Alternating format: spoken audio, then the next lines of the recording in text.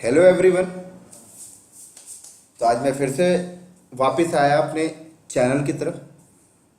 तो 2 से 3 दिन निकल गए, मैंने कोई वीडियो अपलोड नहीं किया आप लोगों के लिए। तो एक्चुअली क्या है, मैं 2 दिन से बहुत ज़्यादा बिजी था, राइट।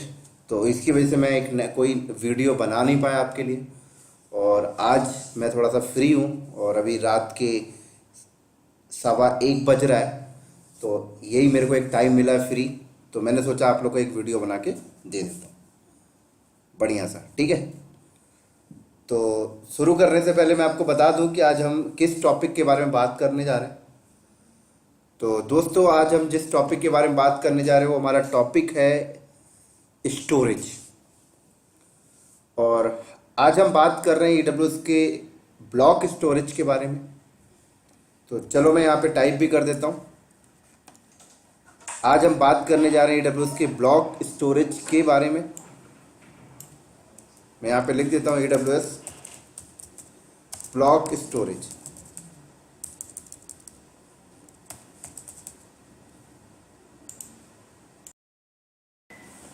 तो मैंने यहाँ पे टाइप कर दिया AWS ब्लॉक स्टोरेज के बारे में बात करने जा रहा हूँ, ठीक है। तो दोस्तों, ब्लॉक स्टोरेज को स्टार्ट करने से पहले मैं थोड़ा सा ब्लॉक स्टोरेज के बारे में आपको डैश में बताना चाहता हूँ, थोड़ा सा ब्रीफ में बताना चाहता हूँ कि ब्लॉक स्टोरेज होता क्या है। क्लियर? तो समझाता हूं मैं आपको। फॉर एग्जाम्पल, आपने मार्केट से एक स्टोरेज लिया, राइट। ये स्टोरेज है और मान लेते हैं ये स्टोरेज का जो साइज है 500 GB का स्टोरेज है। तो आपने मार्केट से एक 500 GB का स्टोरेज खरीदा। अब आप इस 500 GB के स्टोरेज में आप अपना डेटा रखना चाहते हो। तो आप डेटा को रखने से पहले क्या करते हो? क्या आप मार्केट से आप स्टोरेज खरीदते हो और क्या आप उस पर डायरेक्टली डेटा कॉपी कर लेते हो? नहीं दोस्तों, आप सबसे पहले क्या करते हो, उसको फॉर्मेट करते हो। चाहे वो पेन ड्राइव हो, चाहे आपका USB हार्ड डिस्क हो, चाहे आपका इंटरनल हार्ड डिस्क हो, आप उस पर डेटा कॉपी करने से पहले क्या करते हो? फॉर्मेट करते हो। तो आप लोगों ने एक चीज ऑब्जर्व किया होगा कि जब हम उसको फॉर्मेट करते हैं तो उस स्टोरेज में होता क्या है। मैं आपको बता दूं, उस स्टोरेज में ब्लॉक बनते हैं जिसको हम बोलते हैं सेक्टर। टेक्निकल लैंग्वेज में हम उसको बोलते हैं सेक्टर, कि इतने सेक्टर हमारे इस स्टोरेज में है।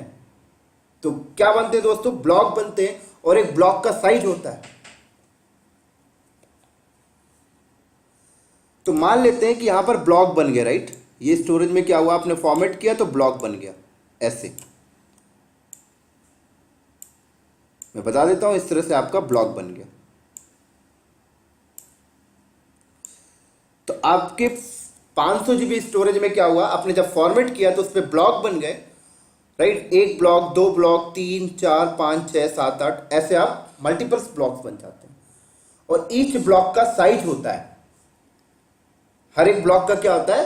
एक पर्टिकुलर साइज होता है कि एक ब्लॉक में इतना ही डेटा स्टोर हो पाएगा। तो अभी मैं आपको समझाने के लिए मैं बता देता हूं कि मेरे ब्लॉक का जो साइज है वो 512 MB का है।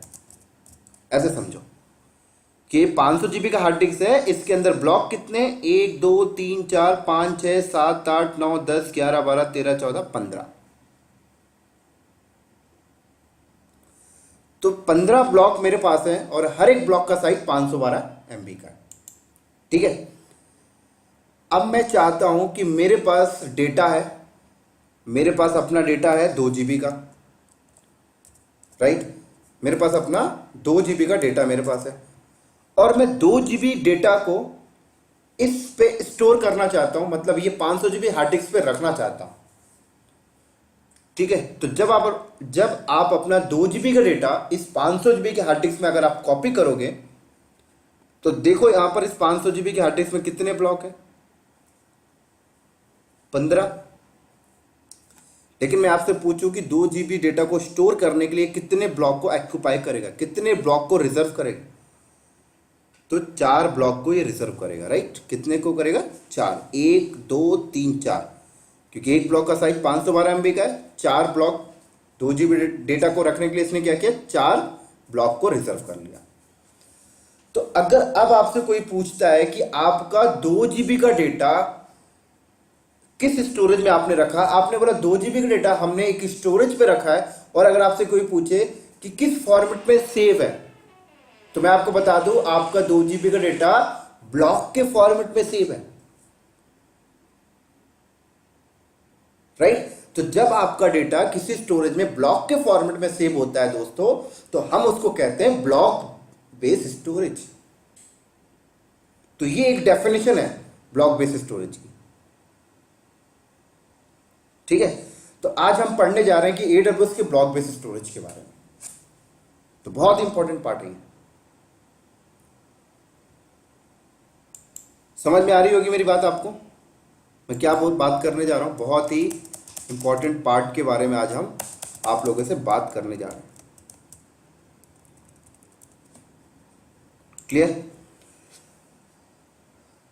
तो चलो मैं बात करता हूं कि ब्लॉक बेस्ड स्टोरेज कितने टाइप के हैं। तो दोस्तों ब्लॉक बेस्ड स्टोरेज यहां पर मल्टीपल टाइप के हैं। आपका एक है EBS, राइट, एक आपका EBS है यहां पर,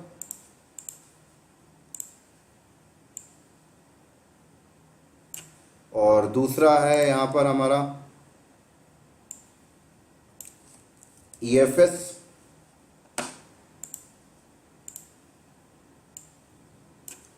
और तीसरा हमारा यहां पर है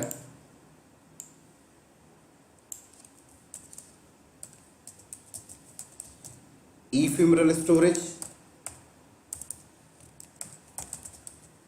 राइट। और ephemeral को हम यहां पर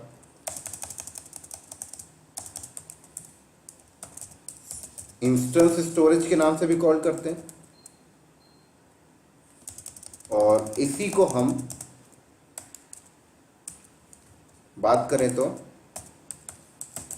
टेम्परेरी स्टोरेज के नाम से भी कॉल करते हैं। तो समझ में आ रही है मेरी बात यहां पर। तो 3 टाइप के ब्लॉक बेस्ड स्टोरेज अवेलेबल है AWS पे।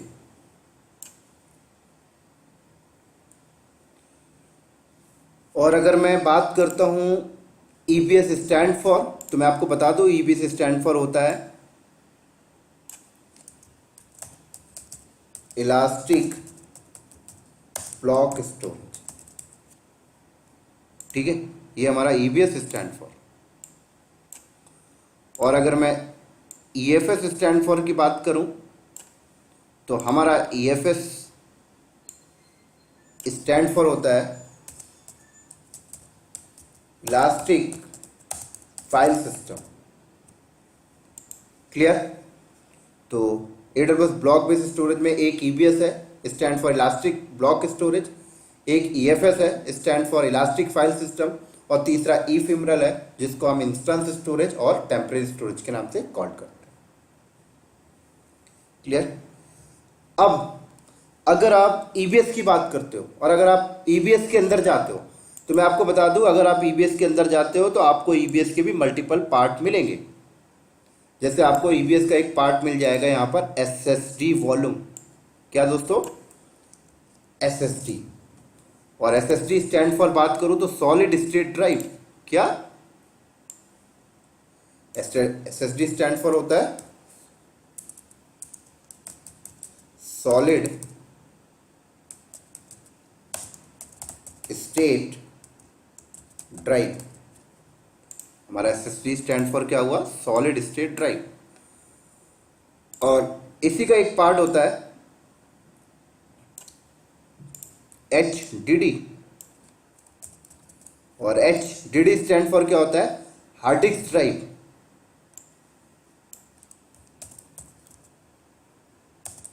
Hard disk drive. Clear.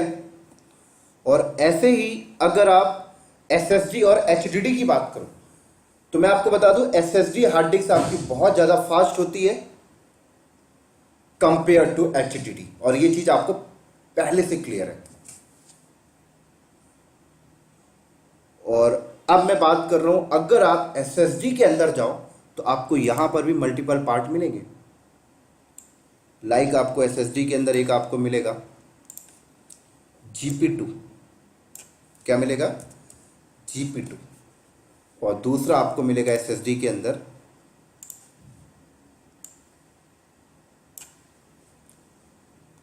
IO1।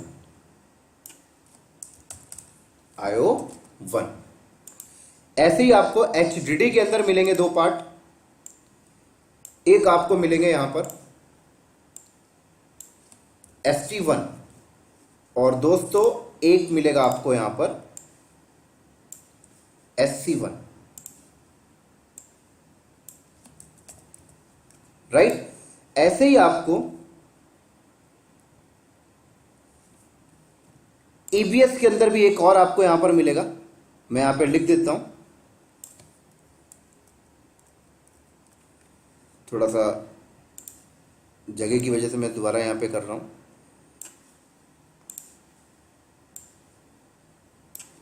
SC1 और ऐसे ही आपको EBS के अंदर एक और मिलेगा दोस्तों, यहां पर मैं लिख रहा हूं मैग्नेटिक हार्ड डिस्क। क्या? Magnetic disk, magnetic disk. तो SSD, HDD और मैग्नेटिक तीनों के तीनों किसके पार्ट है? EBS के, इलास्टिक ब्लॉक स्टोरेज। और मैग्नेटिक की बात करें तो बहुत ही स्लो स्टोरेज है। ये AWS ने स्टार्टिंग में लाया था और अब ये AWS अपने सर्विसेज को खत्म करने वाला है, कुछ दिनों के बाद ये आपको नहीं मिलेगा। क्लियर? तो ये EBS के पार्ट है। और अगर हम थोड़ा सा डिटेल में जाएं तो EBS के अंदर SSD के GP2 के हिस्ट्री की बात करेंगे, अब IO1 के हिस्ट्री की बात करेंगे, SC1 के हिस्ट्री की बात करेंगे, ST1 के हिस्ट्री की बात करेंगे, मैग्नेटिक डिस्क के हिस्ट्री की बात करेंगे। तो डिटेल पे जाएंगे तो बात करेंगे। तो चलते हैं GP2 के हिस्ट्री के बारे में। तो अगर आप GP2 के हिस्ट्री पे चले जाते हो तो हिस्ट्री पे यहां पर क्या होगा, देखो हिस्ट्री पे ये है कि अगर आप GP2 को सेलेक्ट करते हो तो आप मिनिमम 1 GB का वॉल्यूम बना सकते हो और मैक्सिमम 16 TB का। और यहां पर जो आपको IOPS मिलेगा वो IOPS आपको यहां पर मिलेगा दोस्तों 16,000। कितना IOPS मिलेगा आपको यहां पर? 16,000। और अभी मैं आपको समझाऊंगा ये IOPS है क्या। ऐसे यहां पर एक थ्रूपुट होता है। क्या होता है यहां पर? एक और थ्रूपुट होता है। और थ्रूपुट कितना मिलता है वो यहां पे टाइप करते हैं अब हम। तो यहां पे मैं लिख देता हूं थ्रूपुट।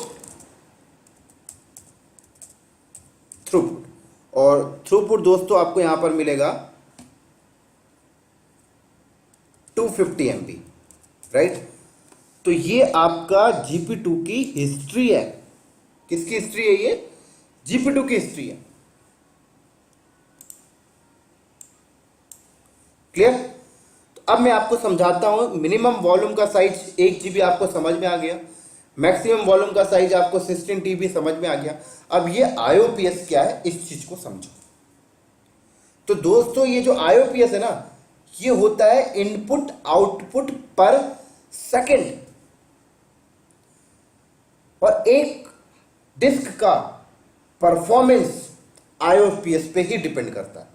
एक डिस्क के ऊपर जितना ज्यादा IOPS होगा आप समझ जाओ तो वो डिस्क उतनी ज्यादा फास्ट होगी, क्योंकि IOPS का मतलब होता है इनपुट आउटपुट पर सेकंड। एक डिस्क के ऊपर आप जितना ज्यादा इनपुट आउटपुट बोले तो रीड और राइट का ऑपरेशन कर लोगे उतना ज्यादा वो डिस्क फास्ट होगी। तो यहां पर GP2 के ऊपर एक सेकंड में आप 16,000 बार इनपुट आउटपुट का ऑपरेशन कर पाओगे।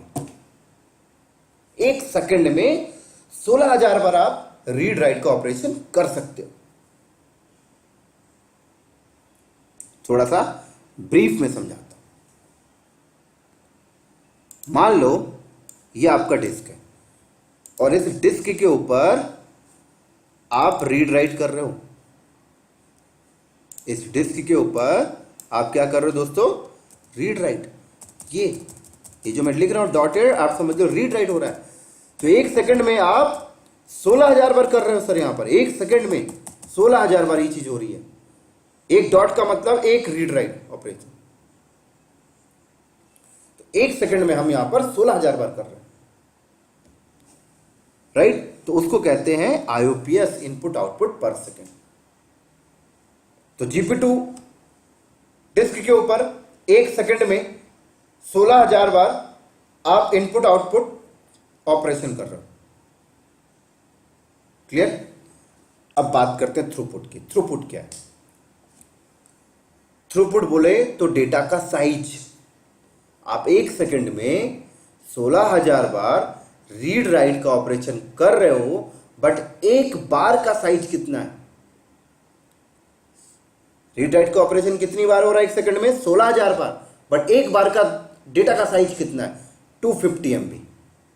अप टू 250 MB तक हो सकता है। समझ में आ गई? तो ये आपके GP2 की हिस्ट्री है। तो अब ऐसी बात करते हैं IO1 की हिस्ट्री के बारे में। तो IO1 की अगर हिस्ट्री पे जाओगे तो इसकी भी हिस्ट्री आपको मिलेगी, और मैं यहाँ पे IO1 की हिस्ट्री आपको बता देता हूँ। और यहाँ पर IO1 की हिस्ट्री अगर बात करूँ तो मिनिमम 4 GB का वॉल्यूम आपको बनाना पड़ेगा।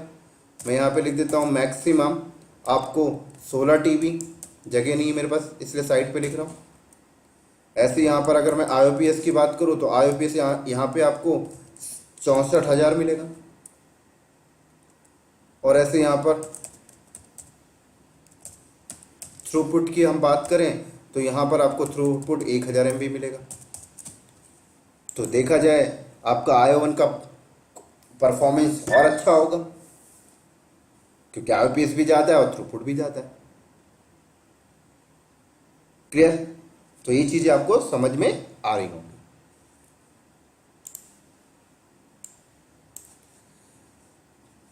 अब चलते हैं बात करने ST1 के बारे में। ST1 की क्या कॉन्फ़िगरेशन है, क्या हिस्ट्री है, तो यहाँ पे लिख देता हूँ ST1 के बारे में मैं। आप मिनिमम 1 GB का वॉल्यूम बनाओगे, सॉरी मिनिमम यहाँ पर आपको 500 GB का वॉल्यूम बनाना पड़ेगा, राइट। और मैक्सिमम आप सेम बोले तो 16 TB। और यहाँ पर आपको IOPS जो मिलेगा वो IOPS की वैल्यू होगी 500, और आपको यहाँ पर थ्रूपुट जो मिलेगा वो भी आपको यहाँ पर 500 MB मिलेगा। तो ये हिस्ट्री किसकी है दोस्तों? ये हिस्ट्री आपके ST1 की है। ऐसी बात करते हैं SC1 के बारे में, तो यहाँ पे मैं लिख रहा हूँ मिनिमम आप 500 GB का वॉल्यूम बनाओगे, मैक्सिमम आप 16 TB। और IOPS की बात करें तो IOPS यहाँ पे आपको 250 मिलेगा, और थ्रूपुट की बात करें तो वो भी आपको 250 MB मिलेगी। तो ये किसकी हिस्ट्री है? ये SC1 की। और ऐसे ही मैग्नेटिक के बारे में बात करते हैं।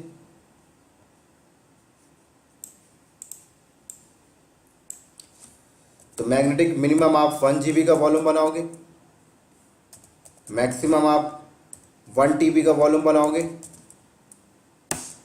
और यहाँ पर IOPS की बात करें तो नॉट एप्लीकेबल, कोई फिक्स नहीं है, आपके अकॉर्डिंग नहीं मिलेगा।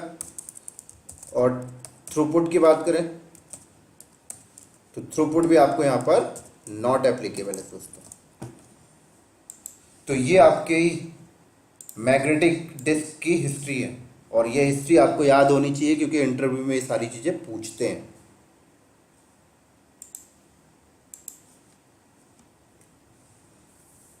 क्लियर। और ऐसे ही अगर हम EFS की बात करें तो EFS का कोई पार्ट नहीं होता, ई फिमरल का भी कोई पार्ट नहीं होता, ठीक है। इनकी लैब करेंगे तो आपको और ज़्यादा समझ में आएगा।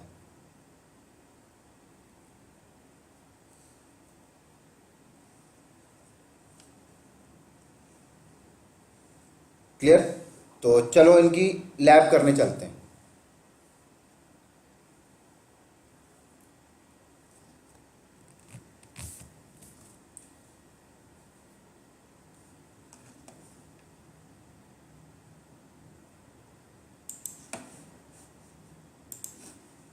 तो ये मेरा AWS कंसोल पे आ गया।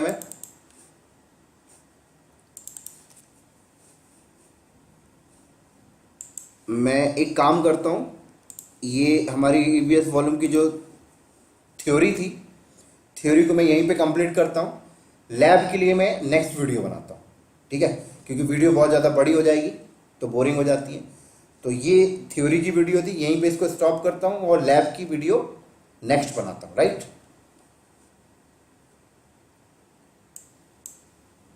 Okay, bye bye.